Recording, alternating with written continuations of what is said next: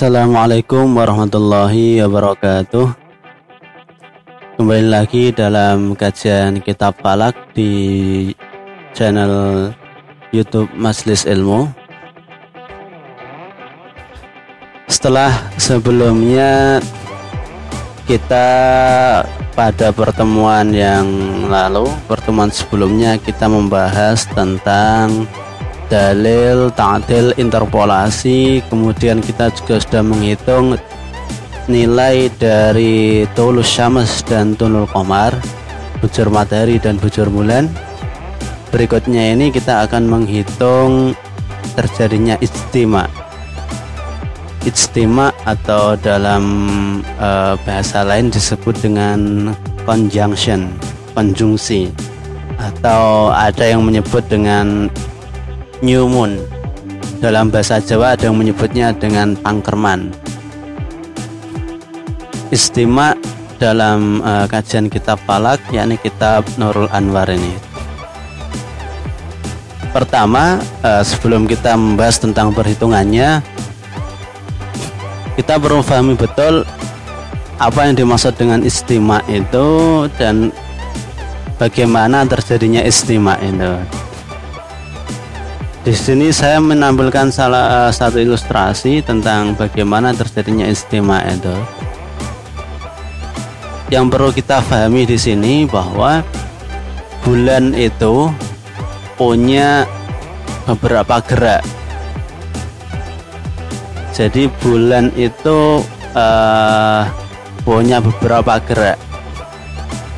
Gerak yang pertama yakni gerak rotasi bulan. Bagaimana bulan itu bergerak pada sumbunya atau porosnya. Di sini ada satu gambar, ini ilustrasi, semisal ini kuning ini matahari, biru ini bumi, dan ini kemudian ada bulan. Penampakan bulan dari bumi bisa kita lihat di sini, view of moon ini. Kalau kita ilustrasikan pergerakan bulan itu seperti ini.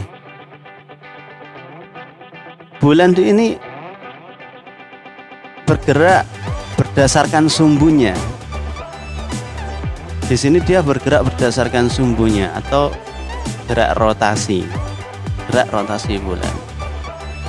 Kita amati lagi coba berikutnya. Selain bulan ini bergerak pada sumbunya, bulan juga bergerak mengelilingi bumi. Jadi selain dia bergerak pada sumbunya, dia juga bergerak mengelilingi bumi.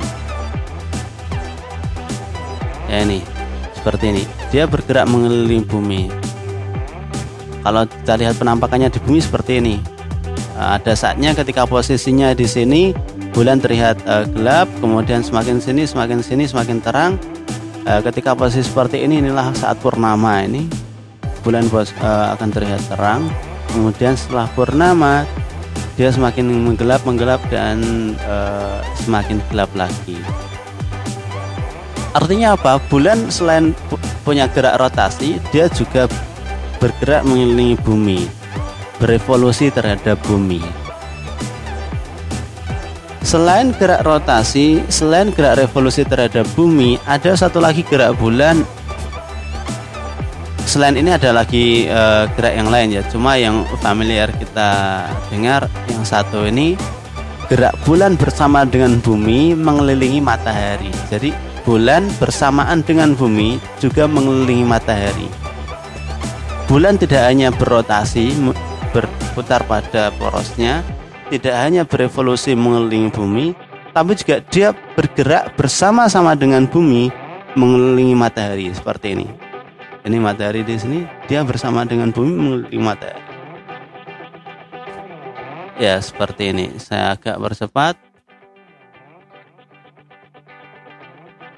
Nah, seperti ini. Ya, jadi dia bergerak bersama bumi mengelilingi matahari.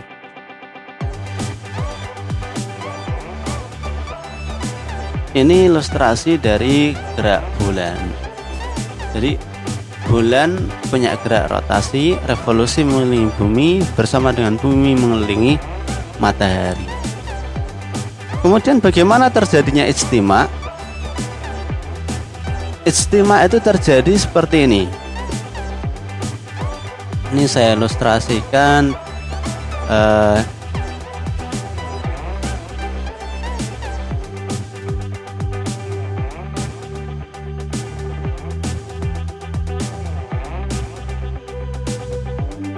Kita tunggu.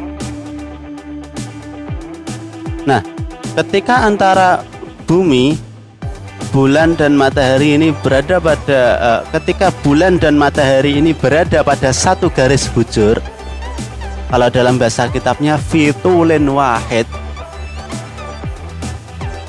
itu bahasa di kitab Fathur Manan, ketika antara bulan dan matahari ini berada pada satu garis bujur, berada pada garis bujur yang sama, atau kita melihatnya seperti sejajar seperti ini, maka pada waktu itulah terjadi ijtima. Kita lihat bulan ini, ketika kita berada di bumi, kita melihat sisi bulan yang ini. Padahal sisi bulan yang kena sinar matahari adalah sisi bulan yang seperti yang bagian sini. Sehingga kita yang ada di bumi melihat bulannya gelap seperti ini. Karena sisi bulan yang kena sinar matahari yang bagian belakangnya, yang menghadap ke bumi tidak terkena sinar matahari, sehingga bulan tampak gelap. Inilah saat terjadinya ijtima itu, atau bulan baru. Kita gerakkan lagi coba. Ketika bulan sudah bergeser sedikit, yang tampak adalah bulan sabit ini. Di sini ada sisi bulan yang disinari oleh matahari, kemudian tampaklah kita yang ada di bumi ini melihat bulan ini seperti bulan sabit ini. Jadi bulan di sini setelah terjadi ijtima nanti muncul bulan sabit. Yang tampak di hari bumi adalah bulan sabit. Kemudian bulan bergerak lagi, masih bergerak mengelilingi bumi.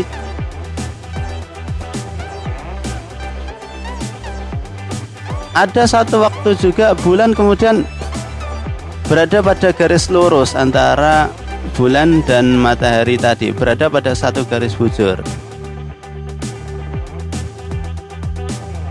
Nah, pada waktu ini ketika bulan dan matahari berada pada satu garis bujur, ini terjadi ijtima lagi.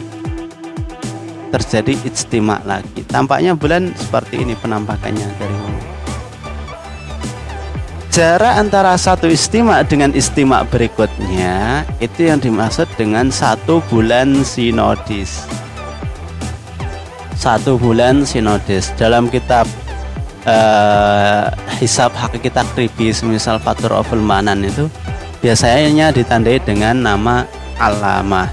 Jadi maksud dari alamah itu periode dari satu ijtima ke ijtima berikutnya, atau dalam astronomi kita menyebutnya dengan periode satu bulan sinodis. Ini yang dimaksud dengan ijtima itu. Jadi ijtima itu ketika matahari dan bulan ini berada pada satu garis bujur, fitulin wahid, berada pada satu garis bujur atau nilai bujurnya sama. Maka ketika kita mau menghitung ijtima itu, nanti kita bisa mengamati antara nilai tulul qamar dan tulul syams itu pasti nggak jauh berbeda. Selisihnya nggak begitu signifikan. Karena apa? Peristiwa ijtima itu terjadi ketika keduanya ini punya nilai bujur yang sama. Baik, ini ilustrasi tentang ijtima ini. Kita sekarang kemudian melanjutkan bagaimana kemudian perhitungan ijtima di kitab Nurul Anwar ini. Dalam kitab Nurul Anwar ini, ijtima ini, perhitungan ijtima dimulai dari mengetahui bu'dul mutlaq. Bu'dul mutlaq ini nama lainnya al-fadlu bainahuma, selisih antara bujur matahari dan bujur bulan. Bujur bulan dan bujur matahari, tulul qamar kurangi tulul syams. Ini bu'dul mutlaq. Setelah kita mengetahui bu'dul mutlaq, berikutnya kita mencari nilai sabaq mu'addal. Sabaq mu'addal. Sabaq mu'addal itu didapatkan dari hasil 3 sabaq bulan. Sabaq bulan 1 tambah sabaq bulan 2 tambah sabaq bulan 3 dikurangi sabak matahari. Makanya dikatakan sabak mu'addal karena sabaknya sudah ditakdil, sudah dikoreksi. Ada sabak bulan 1, sabak bulan 2, sabak bulan 3, kemudian dikurangi sabak matahari. Setelah kita tahu bu'dul mutlaq dan sabak mu'addal, kemudian kita menghitung istima'. Istima' di sini kita perlu mengetahui terlebih dahulu kapan terjadi kapan waktu maghribnya, kemudian perimbangan waktunya berapa. Nah, ini di kitab Nurul Anwar karena disetting perhitungannya dari Jepara, maka perimbangan waktu, yang dimaksud perimbangan waktu ini selisih waktu antara Jepara dan WIB itu berapa menit. Antara waktu di Jepara dan waktu dengan standar WIB itu berapa menit. Itu maksud dari perimbangan waktu. Kita bisa mencoba menghitungnya. Pertama, kita coba langsung dalam perhitungan. Yang perlu kita tulis, ini sudah saya salin terlebih dahulu sebelumnya. Kalau mau dipraktekkan silakan bisa ditulis dulu. Pertama ini kita mencari nilai bu'dul mutlaq. Bu'dul mutlaq seperti pada rumusnya ini, yakni tulul qamar dikurangi tulus syams. Kita tulis sama dengan tulul qamar. Tulul qamarnya mana? Kemarin sudah kita hitung. Ini nilai tulul qamarnya, ya ini 43 ini dikurangi tulus syams. Nah, 33. Ya, kita lihat nilainya ini tidak jauh, 43 dan 33, hanya selisih 10 derajat. Cukup berdekatan nilainya. Kemudian kita enter. Ini nilai bu'dul mutlaq dalam satuan derajat dalam bentuk desimal. Kalau mau kita rubah menjadi menit, detik, derajat, menit dan detik, tinggal kita copy paste rumus sebelumnya ini. Ya, inilah nilai bu'dul mutlaq dalam derajat, menit, detik. 9 derajat, 58 menit, 24,02 detik. Kemudian berikutnya, setelah kita tahu nilai bu'dul mutlaq, berikutnya kita menghitung sabak mu'addal. Sabak mu'addal ini didapatkan dari penjumlahan sabak bulan 1, sabak bulan 2, sabak bulan 3, setelah itu dikurangi dengan sabak matahari. Maka kita perlu mencari terlebih dahulu sabak bulan 1 berapa, sabak bulan 2 berapa, sabak bulan 3 berapa, dan sabak mataharinya berapa.